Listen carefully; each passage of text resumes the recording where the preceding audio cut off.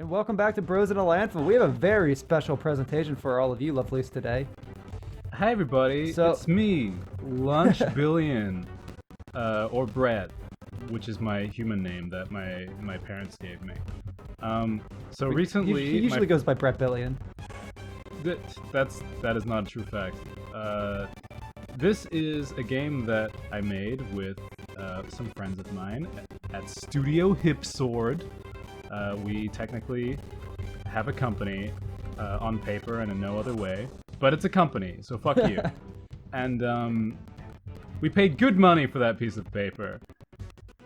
Anyway, Damn we straight. did a game jam, and a game jam is like a challenge, like I don't know if you've heard of the 48-hour film challenge or whatever, but this is similar.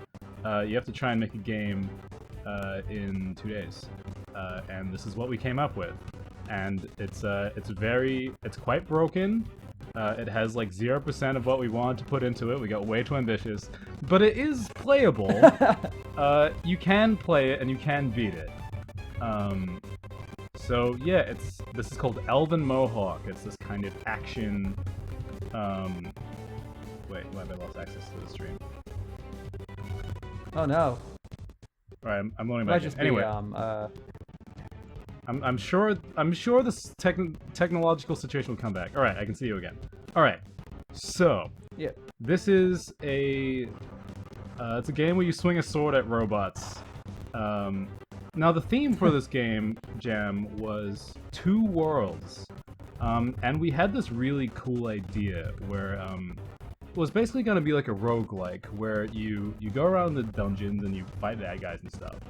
But outside of the dungeons, you return to, you know, like a home base where you can get upgrades and stuff. But in our game, it was Elven Mohawk was going to be the game within a game, and so you're going to pop out and you were going to talk to the game developers and be like, hey, like these robots are way too powerful or way too fast, and you could ask them to make changes, and that would be like the upgrade tree. And there were going to be these interesting characters who, like, these fake game developers who would have personalities and stuff. And that was a really novel game within a game concept. But, this game was harder to make than we thought. I mean, our last game was like a game jam game, was a platformer, and this game required, I think, more elements. I mean, like, it's an action game. There's enemies with AI and all that good shit. There's more character sprites and stuff. And we were like over halfway through the time when we like got the basic gameplay working. And so like all the level design had been done without knowing what the game felt like or how it controlled. We designed it around this dash mechanic, and we didn't have the dash mechanic in until really late. And so the end result is that you've got these cliffs where like if you touch even the outmost pixel of them, you fucking die. And it's really brutal. And you know, like the enemies were gonna have like all these different animations, like they used to have arms, could face multiple ways. They were like these big mech dudes. But none of that made it in. So in the final game, you run around, you fight these orbs. It kind of works. You dash over the pits, and yeah, the two worlds concept ended up just being, okay, well sometimes it's a cave and sometimes it's a green digital world. And it was like the simplest thing we could do. Okay, so here is a great display of part of why our game is broken and we're not displaying it publicly. Is that if you try dashing through the gateways, which is such a natural thing to want to do, because it would feel amazing. Instead, the game fucks out and gets scared, and you have to just wait for it to come right again. Oh, now it's chugging. Right. Oh, geez. See, Yeah. we only ever tested this on like our setups. Yeah. You're yeah, highfalutin on gaming development setups. Yeah, this freaking next gen experience. Oh boy. So basically, this is a story of kind of failure, because basically we bit off way more than we could chew, and we made a game that doesn't work amazingly well. But not to speak for you, because you're the one playing the game, But I think there's a Yeah. kernel of something good in here. Oh. Like, what I'm most happy about is how it feels to walk around and hit the attack button. Like, I think if it weren't for the terrible collision on everything but the character, I think this game's game feel would be pretty good. This isn't looking super promising. I am assuming there's a bunch of... Oh, okay. Okay. Thankfully, you guys know how to restart the game properly when you get a game over, so that's good. I didn't have to restart the recording. That's nice. That's like the least we should hope for. Yeah. So yeah, we learned that we should, you know, start a lot smaller. We should aim for something that we can get the basics of it down early so we can polish it. But also, we went into this game jam just exhausted from, like, the rest of our lives.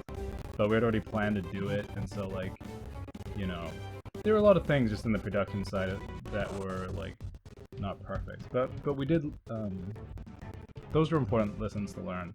And some of the code from this game we can use in Hipwitch, which is pretty cool. Which is our game Nice. project.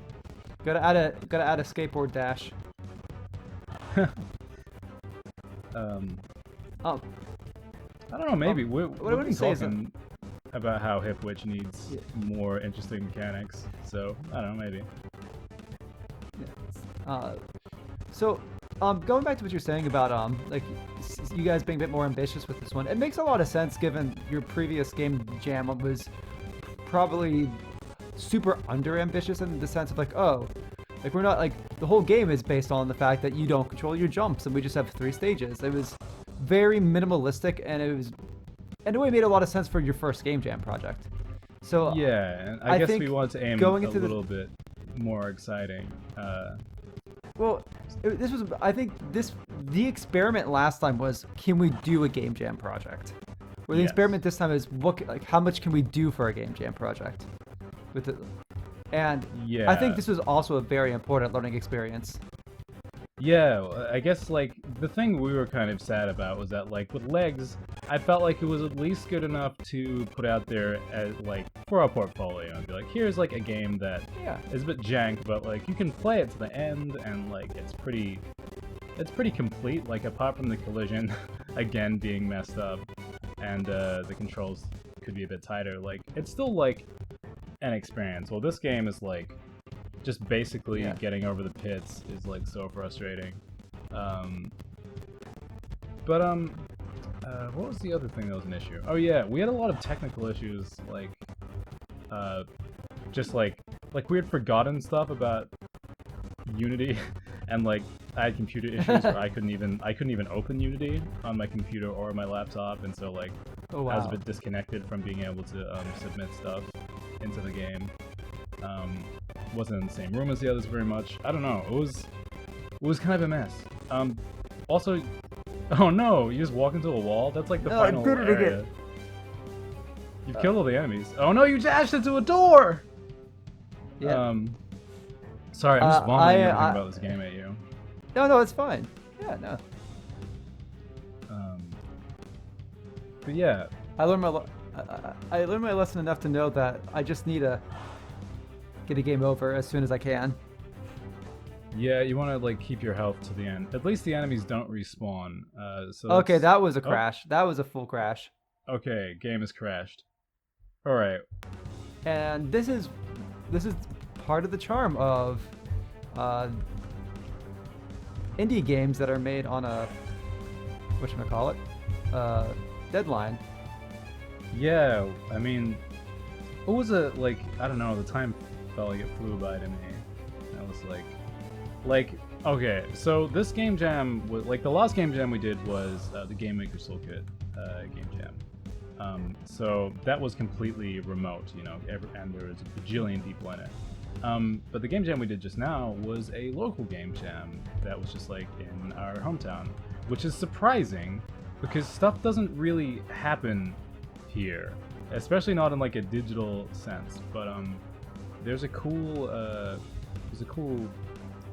like basically a learning program that's come out in the last few years called Engine, N-G-E-N, where young people can come and do like tech courses and learn about like video editing or programming or whatever.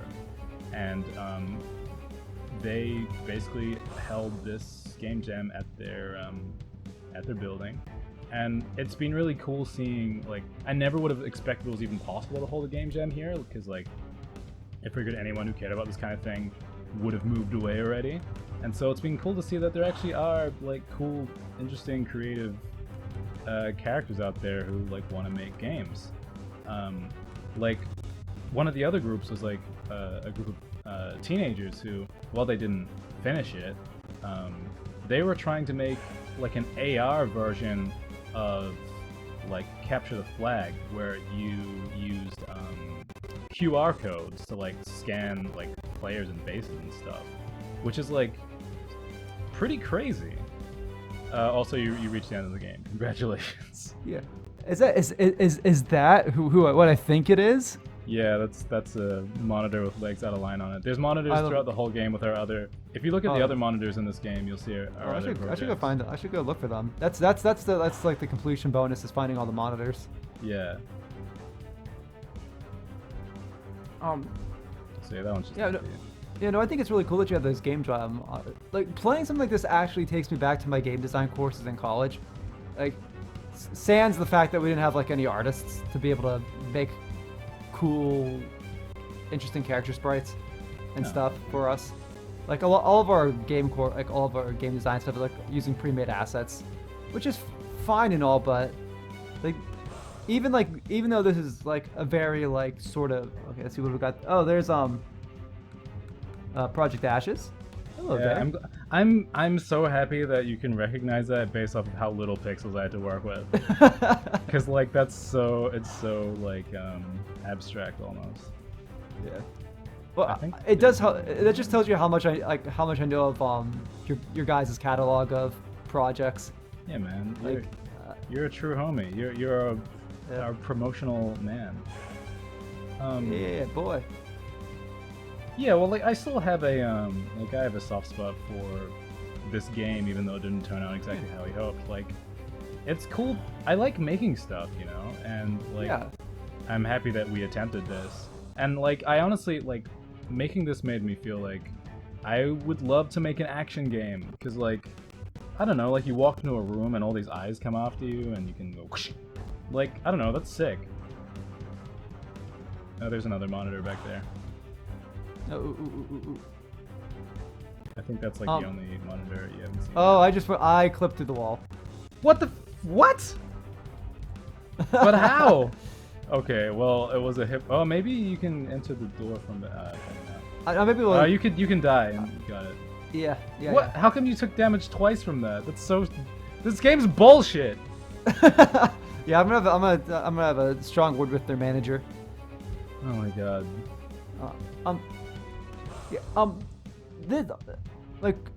This is one of those things where I could definitely see, like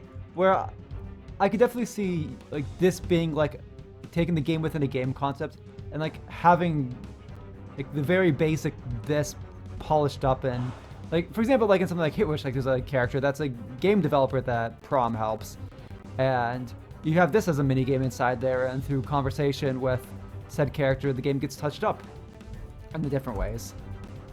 That would be fun if we had another 20 years to make it win. I feel like. I am not saying that that's something you like that would make sense or you should do. But I'm specifically calling back to like the sorts of like games that like bigger game studios do, where like they have like the sort of game within the game, like the arcade system or game. Yeah, dude. It gives me that sort of vibe. There's a game called Alien Hominid, where like it's like a side-scrolling like shooter game, but there's like this kind of puzzle platformer side game that you can make levels for. I spent way more time on that than the real game as a kid. It's just fucking dope, dude. Yeah. But maybe that just shows that I wanted to make games early on, because it's like a cool creation tool. I think you've seen everything in Elven Mohawk, by the way. Yeah, I am just walking around just as we talk now. Yeah. Okay. One more thing. The music is by our friend Yogev, who made the music for Legs Out of Lion, and he made this on super short notice. Like with Legs, there's multiple tracks, and like we were all like in contact with each other a lot, but he didn't have a lot of time to be involved in this game. But he still managed to pump out this, and actually one other song, but we didn't have time to put it in.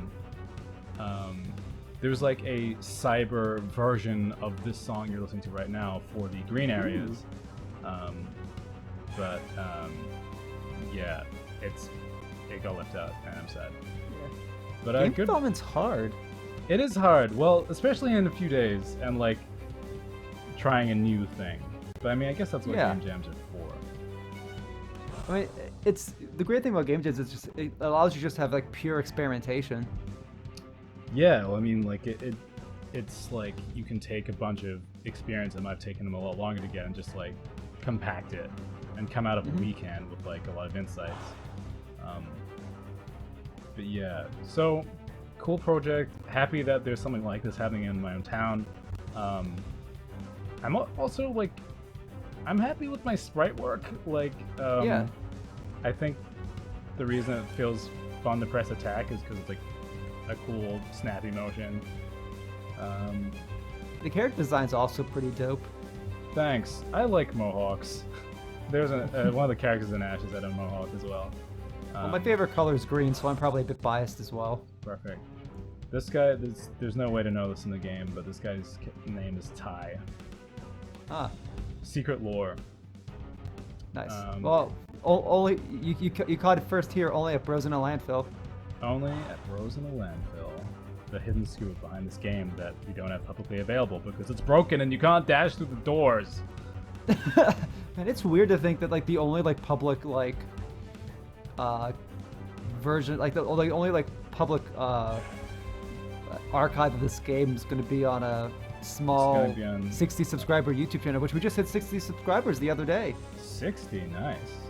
Yeah. Well, I mean that's definitely better outreach than our Studio Hipsword channel. So, fuck yeah. Well, I mean, you guys are still fresh babies on YouTube. That's right. We are fresh-faced, not a single hair follicle. Yeah. I'm it's glad that the death animation got in, by the way, because like a lot of the work I did for this game didn't get in, and that came in the last second. That's like 3 frames. I'm like, I swear I am not doing this on purpose. Look, I know, like I wish you could dash through the doors. Of course you want to dash through the doors. It's your natural instinct. I can think of any number of reasons why. The sad thing is, like, because I know Unity a bit, I can think of any number of reasons why it's the case. But like, I couldn't particularly give you a solution. Well, for the I'm matter not the because programmer anyway. I would not understand anything you told me. Oh yeah. Well, the fun thing with something like Unity is there's so many different things going on at once that I think I'm just gonna leave it on the screen. We'll just as we wrap up. This screen sums up Elven Mohawk perfectly. Yeah. A cool looking aesthetic and sci-fi shit and character, and it just doesn't work. Yeah. But there you go. That's our game. Woo. I'm trying to think if I missed out any important information. I don't know. We were so tired after this, during and after, and like, I don't know. Like, we came back in to like present our game, and I was like, I am too exhausted to even engage with anything. And then we went to Burger King, and I ate too many chips. Yeah, there you go. It's the only appropriate thing to do after a long and arduous game jam. Yeah, I also like. I had like a shake, but I thought it looked like a sundae, and I was very confused. Because I swear to God, it was just fucking ice cream and chocolate, but apparently it was a shake. Burger King, my local Burger King, if you're listening, what the fuck's going on with your sundae? I mean, with your shakes. Classic lunch call out. He doesn't pull any punches. And like, you know, when we always order like slushies from you guys, you always get the flavors slightly mixed up. Just because we changed our mind 3 times during the ordering process doesn't mean you could get it wrong. Man. It's ridiculous. This sounds like something only relatable for people who've taken part in game jams. Oh, I'm just normally this chaotic. Speaking of which, if you want to see more of Studio Hipsword stuff, on the screen right now we'll have the channel for the Studio Hipsword dev whatever's where they put all their dev updates for Studio Hip, which we'll have the video probably straight in the center of their last game jam project, Legs Out of Line, where I try and die endlessly going through a rather difficult game. Yeah, it's tricky. And if you want to see more of Lunchbillion, we'll have Lunchbillion's channel on the opposite side of the Studio Hipsword side of the screen. So wow, all this editing. Thank you. I mean, it's not really editing. It's just on-screen bullshit. I don't know how YouTube works. Who do you think I am? A YouTuber? Yeah. I hope you had. I don't know about fun, but I hope this was at least intriguing or interesting in some way. Yeah. No, I'm glad I've got my hands on this. The music's pretty jam, and I'm happy just to hear that. The music is jamming. It was like Yogev sent this in, and he was like, "Do you have any feedback?" And I was like, "I want to be like every now and again," and he got it in, and I was so happy.